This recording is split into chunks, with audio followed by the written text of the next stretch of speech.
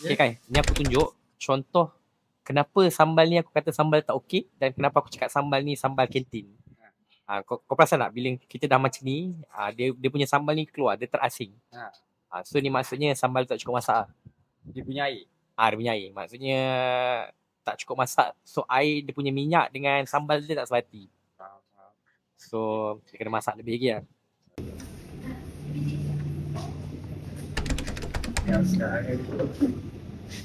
Macam apa yang korang boleh nampak ni, ini adalah video aku bulan lepas. Aku rasa majoriti member-member yang terdekat tahu cerita ni. Yang aku dah permanently tutup kedai makan aku pada bulan lepas. Video ni masa aku dengan Megat. Hari terakhir kita orang akan berada dekat kedai tu. Kita orang datang untuk kemas-kemas barang kita orang. Untuk kita orang bawa keluarlah daripada kedai tu.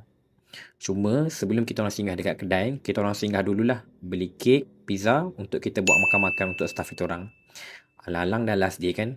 Jadi kita raikanlah sikit untuk pekerja kita orang yang pernah sama-sama dengan kita masa kedai kita beroperasi dulu. Dalam waktu yang sama, hari ni kita orang memang dah janji untuk bayar sikit lah pampasan pada staff kita orang. Sebab kita pun tutup dan beri notis yang singkat. Jadi kesianlah dekat diorang yang tak ada kerja. Jadi sementara nak ada kerja ni, kita orang bagilah sikit duit supaya adalah duit untuk diorang bayar itu dan ini.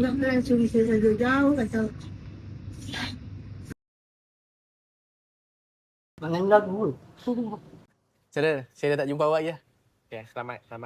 Nampak je happy ya. Tak, member baru dapat duit ni. Oh, dapat dia ya. Aku potong kat tinggal tu. Nak potong?